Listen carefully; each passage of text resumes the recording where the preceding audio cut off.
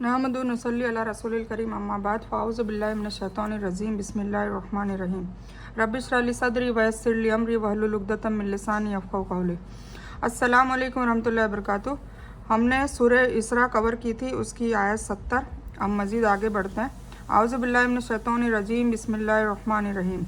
जिस दिन हमारी उम्मत को उसके इमाम के साथ बुलाएंगे, फिर जिनका भी अमाल नामा दाहिने हाथ में दे दिया गया वह तो खुशी से अपना अमाल नामा पढ़ने लगेंगे और धागे के बराबर भी जुल्म न किए जाएंगे। ठीक है, जिसको अमाल नामा दाएं हाथ में दे दिया मतलब हिंट मिल गई कि उसको जन्नत मिलने वाली है। और जो कोई इस दुनिया में अंधा रहा वह आखिरत में भी अंधा और रास्ते से बहुत ही भटका हुआ रहेगा। और ये लोग आपको उस वही से जो हमने आप पर उतारी है बहका देना चाह रहे थे कि आप इसके सिवाय कुछ दूसरी बातें ही हमारे नाम से बना लें, तब तो आपको ये लोग अपना दोस्त बना लेते। और अगर हम आपको साबित न रखते तो ज़्यादा मुमकिन था कि उनकी तरफ कुछ ना कुछ झुक ही जाते। मतलब वो अपनी कहानियों में और अपने कायदे कानून में हुजूर पाक सल्लल्लाहु अलैहि वसल्लम को लाना चाह रहे थे। और नाउज़ुबिल्लाह कुरान में की जो वही नाजिल होती थी, कुरान की आयतों को वो बदलना चाहते थे, जैसे यहूदियों ने किया था तौरेत के साथ। तो वैसा ही वो करना चाह रहे थे, पर अल्लाह ताला ने कहा कि हमने आपको साबित न रखा होता तो मुमकिन था कि आप भी कुछ ना कुछ झुकी जाते। फिर तो हम भी आपको दुगना अजाब दुनिया का देते और दुगनी ही मौत की। फिर आप तो अपने लिए अपने हमारे आगे किसी को भी मददगार न पाते। इमाम का मतलब मुखिया, नेता और प्रतिनिधि होता है। यहाँ इससे क्या मुराद है, इसमें इख्तलाफ है। कुछ आलिम कहते हैं कि इससे मुराद पैगंबर है, यानी हर उम्मत को उसके पैगंबर के नाम से पुकारा जाएगा। कुछ कहते हैं कि इससे मुराद आसमानी किताब है जो नबियों के साथ नाजिल होती रही, यानी ए तौरात वालो, ए इंजिल वालो, ए कुरान वालो आदि कह के पुकारा जाएगा। कुछ कहते हैं कि यहाँ इमाम से मुराद अमाल नामा है, यानी हर इंसान को जब बुलाया जाएगा तो उसका अमाल नामा उसके हाथ में होगा और उसके अनुसार उसका फैसला किया जाएगा। इसी ख्याल को इमाम शौकानी और इब्ने कसीर ने तरजीह दी है। अंधे से मुराद मन का अंधा है, यानी जो दुनिया के सच देखने और समझने और कबूल करने से महरूम रहा वह आखिरत में भी अंधा और अल्लाह की खास नेमत और फजल से महरूम रहेगा। और ये तो आपके कदम इस धरती से उखाड़ने ही लगे थे कि आपको इससे निकाल दें, फिर ये भी आपके बाद बहुत कम ठहर पाते। ऐसा ही नियम उनका था जो आपसे पहले रसूल हमने भेजे, और आप हमारे नियमों में कभी बदलाव न पाएंगे। नमाज कायम करें सूरज ढलने से लेकर रात के अंधेरे तक, और फजर का कुरान पढ़ना भी। बेशक फजर के वक्त का कुरान पढ़ना हाजिर किया गया है, मतलब फजर के वक्त कुरान पढ़ना बहुत अफजल माना गया है। और रात के कुछ हिस्से में तहज्जुद की नमाज में कुरान पढ़ा करें, यह ज्यादती आपके लिए है। जल्दी आपका रब आपको महमूद नाम के मुकाम पर खड़ा करेगा, है ना। हुजूर पाक सल्लल्लाहु अलैहि वसल्लम के ऊपर तहज्जुद को फ़र्ज किया गया था, हमारे को नहीं पर उनको किया गया था। तो अल्लाह ताला कह रहा है कि इसका जो अज़र है वो महमूद के नाम पे फिर तुम्हें मुकाम पे खड़ा किया जाएगा। और विनय किया करें, है मेरे रब मुझे जहाँ ले जा अच्छी तरह से ले जा और जहाँ से निकाल अच्छी तरह से निकाल, और मेरे लिए अपने पास से गलबा और मदद मुकर्रर कर दे। ठीक है, ये भी एक बहुत बेहतरीन दुआ है, तो आप लोग नोट कर सकते हैं और इसको पढ़ सकते हैं। यह उस साजिश की तरफ इशारा है जो नबी सल्लल्लाहु अलैहि वसल्लम को मक्का से निकालने के लिए मक्का के कुरैश ने तैयार किया था, जिससे अल्लाह ने आप सल्लल्लाहु अलैहि वसल्लम को बचा लिया। यानी अगर अपनी साजिश से ये आप सल्लल्लाहु अलैहि वसल्लम को मक्का से निकाल देते तो ये भी उसके बाद ज़्यादा देर न रहते, यानी अल्लाह के अजाब की पकड़ में आ जाते। दलुक का मतलब ढलना है और गश्त का मतलब अंधेरा है। सूरज ढलने के बाद जोहर और असर की नमाज और रात के अंधेरे तक से मुराद मगरिब और ईशा की नमाजें हैं। और कुरान अल फजर से मुराद फजर की नमाज है। कुरान नमाज के मायने में है। इसको कुरान की मिसाल इसलिए दी गई है कि फजर में कुरान की आयतों का पाठ लंबा होता है। इस तरह इस आयत में पांचों फ़र्ज नमाजों का बयान आ जाता है, जिसका तफसीली बयान हदीसों में मिलता है और जो मुसलमानों के अमल से भी साबित है। ठीक है, तो ये कुरान का जो जिक्र है वो ऐसे कुरान ना पढ़ना, बल्कि नमाज में जो हम कुरान पढ़ते हैं, जो सूरे पढ़ते हैं, वो भी कुरान का एक हिस्सा है, तो इसीलिए उसको अफजल माना गया है। यह वह मकाम है जो क़यामत के दिन अल्लाह ताला नबी सल्लल्लाहु अलैहि वसल्लम को अता करेगा, मकाम महमूद। और उस मकाम पर ही आप सल्लल्लाहु अलैहि वसल्लम सिफारिश करेंगे, जिसके बाद लोगों का हिसाब किताब होगा। और ऐलान कर दो कि हक आ गया और बातिल नाबूद हो गया, बेशक बातिल था भी मिट जाने योग्य। और यह कुरान जो हम उतार रहे हैं ईमान वालों के लिए बहुत शिफा और रहमत है। हाँ, जालिमों को नुकसान के सिवा कोई ज्यादती नहीं होती। और इंसान पर जब भी हम अपना इनाम करते हैं तो वह मुंह मोड़ लेता है और करवट बदल लेता है, और जब भी उसे दुख होता है तो वह मायूस हो जाता है। कह दीजिए कि हर इंसान अपने तरीके के मुताबिक काम करता है। जो पूरी तरह हिदायत पर है उन्हें तुम्हारा रब ही अच्छी तरह जानता है। और ये लोग आपसे रूह के बारे में सवाल करते हैं, आप जवाब दीजिए कि रूह मेरे रब के हुक्म से है और तुम्हें जो इल्म दिया गया है वो बहुत ही कम है। हदीस में आता है कि मक्का फतेह के बाद जब नबी सल्लल्लाहु अलैहि वसल्लम खाने काबा में दाखिल हुए तो वहाँ 360 मूर्तियाँ थीं काबा के अंदर। आप सल्लल्लाहु अलैहि वसल्लम के हाथ में छड़ी थी। आप सल्लल्लाहु अलैहि वसल्लम छड़ी की नोक से उन मूर्तियों को मारते जाते और ये 2 आयतें पढ़ते जाते। ये सही बुखारी की हदीस है। रूह वह छोटी चीज़ है जो किसी को दिखाई नहीं देती, लेकिन हर जानदार की ताकत और कुव्वत उसी रूह में पोशीदा है।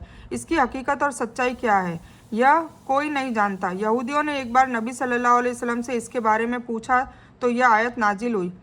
ये सही बुखारी में है। आयत का मतलब यह है कि तुम्हारा इल्म अल्लाह के इल्म के सामने कुछ भी नहीं है और यह रूह जिसके बारे में तुम पूछ रहे हो इसका इल्म तो अल्लाह ने नबियों सहित किसी को भी नहीं दिया। बस इतना समझो कि यह मेरे रब का हुक्म है और मेरे रब की बड़ाई में से जिसकी हकीकत केवल वही जानता है। और अगर हम चाहें तो जो वही आपकी तरफ हमने उतारी है सब ले लें, फिर आपको उसके लिए हमारे सामने कोई भी हिमायती न मिल सकेगा सिवाय आपके रब की रहमत के। बेशक आप पर उसका बड़ा फजल है। कह दीजिए कि अगर सभी इंसान और जिन मिलकर भी इस कुरान के बराबर लाना चाहे तो उन सब से इसकी मिसाल लाना नामुमकिन है, अगरचे वे आपस में एक दूसरे के मददगार भी बन जाए। और हमने तो इस कुरान में लोगों के समझने के लिए हर तरह से सभी मिसाल बयान कर दी है, लेकिन ज़्यादातर लोग नाशुक्री से नहीं रुकते हैं ना। उसके बावजूद भी लोग समझने के बजाय नाशुक्री करते हैं, मतलब इसको समझना ही नहीं चाहते। ये भी एक टाइप की नाशुक्री है। और उन्होंने कहा कि हम आप पर कभी ईमान लाने के नहीं जब तक कि आप हमारे लिए धरती से चश्मा न निकाल दे या खुद आपके लिए कोई बाग हो खजूरों और अंगूरों का और उसके बीच आप बहुत सी नहरें बहती हुई निकाल कर दिखाएं। मतलब वहाँ कौम क्या कह रही है बार बार रसूल को कि आप कुछ न कुछ मुआवजा करके दिखाएं, चश्मा निकाल के दिखाएं या बागों के बीच में से नहरें निकाल के दिखाएं या आप आकाश को हम पर टुकड़े टुकड़े करके गिरा दें। मतलब नाउजुबिल्ला अच्छी चीज़ के साथ साथ गलत चीज़ भी मांग रहे हैं ताकि वो गवाह मतलब वो साबित कर सके कि हकीकत में अल्लाह है और अल्लाह के रसूल यही है और ये कुरान अल्लाह की तरफ से आई हुई है। तो इन सब को जांचने के लिए वो ऐसी ऐसी हरकतें मांगा करते थे। तो क्या कहते थे कि या आप आकाश को हम पर टुकड़े टुकड़े करके गिरा दें जैसा कि आपका ख्याल है, या आप खुद अल्लाह ताला को और फरिश्तों को हमारे सामने ला खड़ा करें। देखिए ये सारी उनकी ख्वाहिशें थी। या आपके अपने लिए कोई सोने का घर हो जाए, या आप आकाश पर चढ़ जाएं, या हम तो आपके चढ़ जाने का भी उस वक्त तक यकीन नहीं करेंगे जब तक कि आप हम पर कोई किताब न उतार लाएं जिसे हम खुद पढ़ लें। आप जवाब दें कि मेरा रब पाक है, मैं तो एक इंसान हूँ जो रसूल बनाया गया हूँ, है ना। अल्लाह ताला ने कहा कि आप बस इतना जवाब दे दीजिए। और लोगों के पास मार्गदर्शन पहुँच चुकने के बाद ईमान से रोकने वाली केवल यही चीज़ रही है कि उन्होंने कहा कि अल्लाह ने एक इंसान को ही रसूल बनाकर भेजा है। मतलब उनको ताजुब होता था कि इंसान कैसे रसूल होता है, रसूल तो फरिश्ते होने चाहिए। पर अल्लाह ताला ने कहा कि हर कौम में उन्हीं की लैंग्वेज वाला, उन्हीं की भाषा वाला, उन्हीं के कल्चर वाला, उन्हीं के रीति रिवाज वाला ही रसूल और नबी बनाकर भेजा था। आप कह दें कि अगर धरती पर फरिश्ते चलते फिरते और रहते होते तो हम भी उनके पास किसी आसमानी फरिश्ते को ही रसूल बनाकर भेजते, है ना। अगर धरती पर फरिश्ते होते तो फिर रसूल भी फरिश्ते को ही बनाकर भेजते, पर धरती पर इंसान है तो फिर इंसानों को ही रसूल बनाकर भेजा। कह दीजिए कि मेरे और तुम्हारे बीच अल्लाह का गवाह होना बस है, बस अपने बंदों से अच्छी तरह वाकिफ़ और अच्छी तरह देखने वाला है। और अल्लाह जिसकी हिदायत कर दे वह हिदायत याफ्ता है और जिसे वह रास्ते से भटका दे नामुमकिन है कि उसका दोस्त उसके सिवाय दूसरों को पाले। ऐसे लोगों को हम क़यामत वाले दिन औंधे मुंह जमा करेंगे जबकि वे अंधे गूंगे बहरे होंगे। उनका ठिकाना नरक होगा। जब कभी वह हल्की होने लगेगी हम उन पर उसे और भड़का देंगे। नाउजुबिल्लाह। यानी किसी इंसान का रसूल होना काफिरों और मूर्ति पूजकों के लिए बहुत ताज्जुब की बात थी।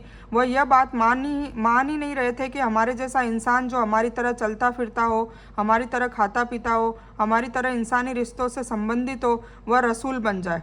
ये चीज़ उनको एक्सेप्ट ही नहीं वो कर रहे थे। यह ताज्जुब उनके ईमान लाने में रुकावट था।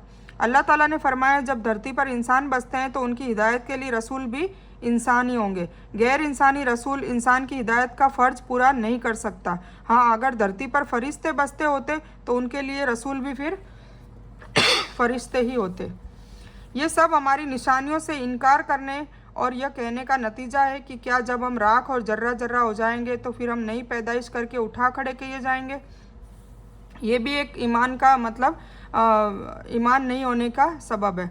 क्या उन्होंने इस बात पर ध्यान नहीं दिया कि जिस अल्लाह ने आकाश और धरती को पैदा किया वह उन जैसों को पैदा करने पर पूरी कुदरत रखता है।